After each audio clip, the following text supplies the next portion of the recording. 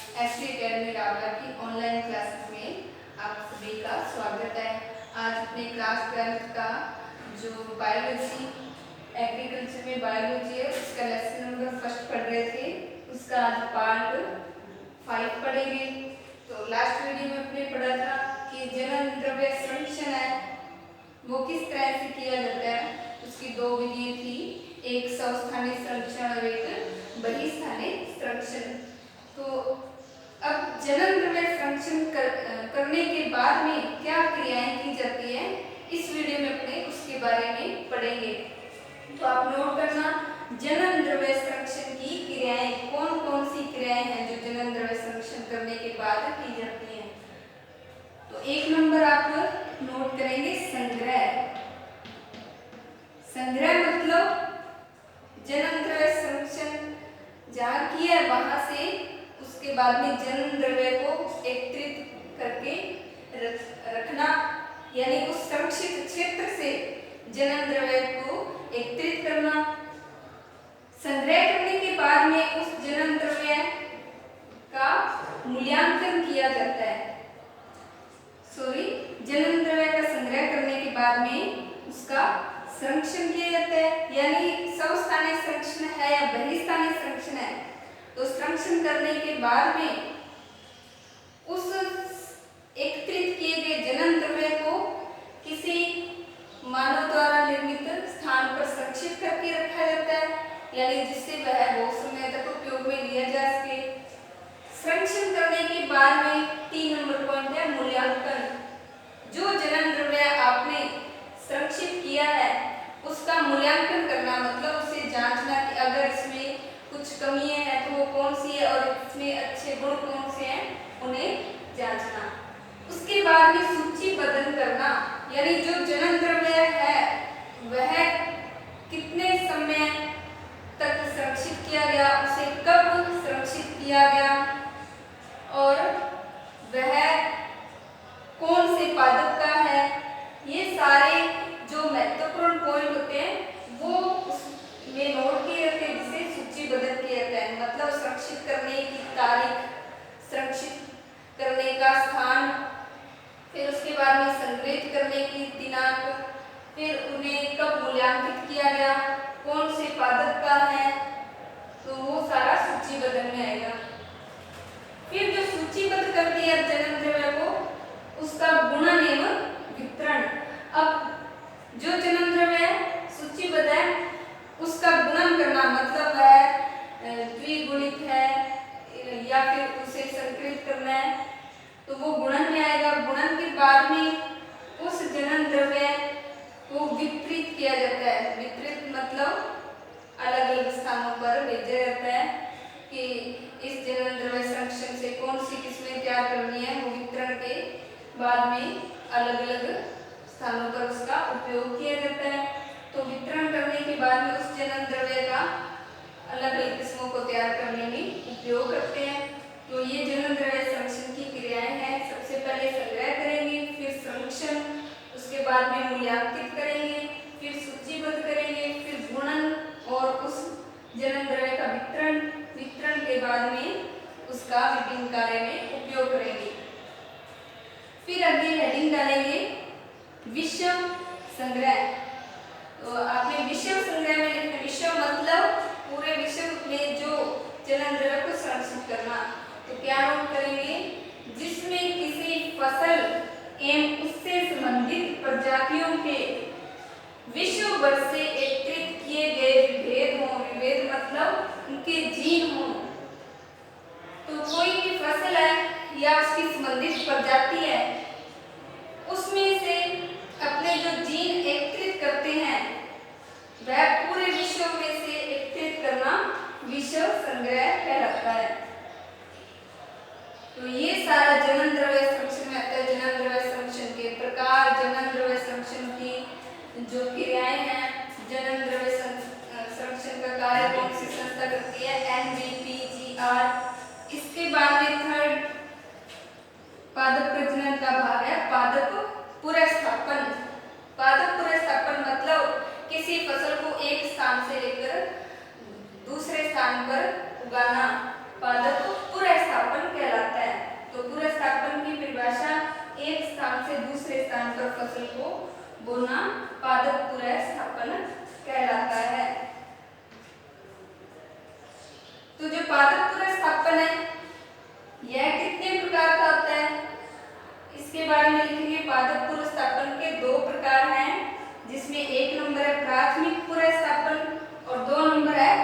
द्वितीयक पुनर्स्थापन। प्राथमिक पुनर्स्थापन के बारे में अब आप नोट करेंगे।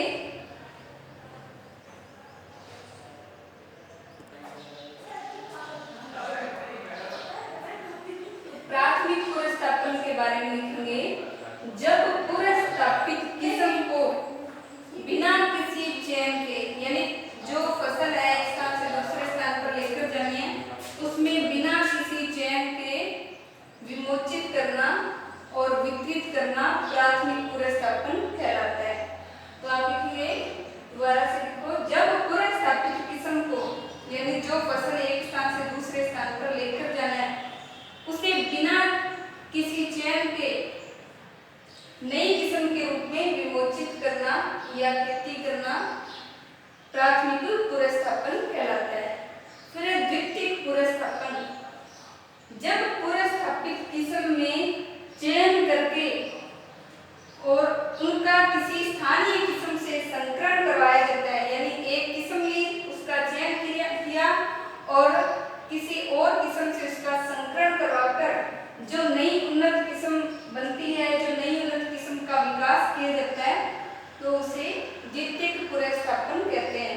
मतलब पहले किसी फसल को चयन करते हैं, चयन करने के बाद में उसका उस स्थानीय किस्म से संकरण करवाया जाता है और संकरण करवाने के बाद में जो नई किस्म प्राप्त होती है, तो इस प्रक्रिया को द्वितीयक पुनर्स्थापन कहते हैं। मतलब पहली बार तो चयन कर लिया और दूसरी बार संकरित नई किस्म तैयार हुई, तो इसलिए इसे द्वितीयक पुनर्स्थापन कहते हैं। फिर आगे हेडिंग डालेंगे पादप पुनर्स्थापन की प्रक्रिया। जो पादप पुनर्स्थापन है उसमें कौन कौन सी प्रक्रियाएं होती है, तो इसके लिए कुल 6 क्रियाएं होती हैं। उसमें एक नंबर है अर्जन। अर्जन मतलब इकट्ठा करना, एकत्रित करना। तो वांछित जनन द्रव्य या किस्म को प्राप्त करने को अर्जन कहते हैं। जिस जनन द्रव्य में अपनी नई किस्म विकसित करनी है, उस जनन द्रव्य को पहले इकट्ठा किया जाता है, तो उस क्रिया को अर्जन कहते हैं। फिर है अगली क्रिया संगरोध। संगरोध मतलब बीमारी से मुक्त होना। अच्छी किस्म वही होगी जिसमें कोई बीमारी ना हो, रोगों से मुक्त हो, उसके साथ खरपतवार न होंगे। तो संगरोध में लिखेंगे, बाहर से जो आयातित बीज होते हैं तथा पादप उत्पादों का रोगरोधी कीट एवं खरपतवारों से मुक्त होने को सुनिश्चित करना, यानी जो अपने बाहर से किस्म लिया है उसमें कोई रोग ना हो, न कोई कीट से संक्रमित कर सके और वह किस्म है खरपतवारों से मुक्त होनी चाहिए, इसे सुनिश्चित करने की प्रक्रिया को संगरोध कहते हैं। फिर आगे 3 नंबर लिखते हैं अपने,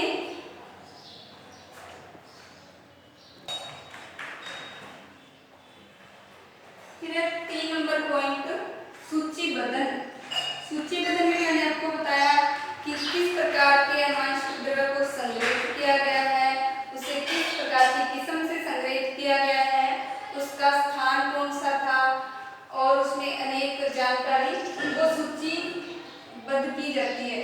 तो ब्यूरो मतलब जो आनुवंशिक जनन द्रव्य का संग्रहित करने वाली है संस्था, उस ब्यूरो को प्राप्त होने वाले सभी विभेद मतलब जो उनके जीन है या प्रविष्टियों को एक क्रम संख्या से एक क्रम के रूप में रखा जाता है। तो क्रम संख्या से निर्दिष्ट किया जाता है। इसके साथ ही प्रत्येक प्रविष्टि मतलब जो अपने जीन एकत्रित किया उसे प्रविष्टि कहा गया। प्रत्येक प्रविष्टि की प्रजाति कौन सी प्रजाति का है, उसकी किस्म का नाम, वह कौन से स्थान से प्राप्त की गई है उद्गम, उसमें कौन कौन सी अनुकूलित विशेषताएं हैं, इन अभिलक्षणों का रिकॉर्ड रखा जाता है। तो सूचीबद्धन में ये सारी जानकारी जनन द्रव्य के बारे में लिखी जाती है।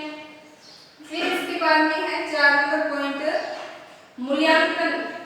अब सूचीबद्ध करने के बाद में जो किस्म जो जनन द्रव्य है उसका मूल्यांकन कैसे करते हैं, तो ब्यूरो द्वारा प्राप्त सभी प्रविष्टियों को, जो भी सूचीबद्ध की गई प्रविष्टियां, उनको ब्यूरो के ईसापुर क्षेत्र है मूल्यांकन किया जाता है तथा अन्य 4 केंद्र और भी हैं, उन केंद्रों पर उगाया जाता है।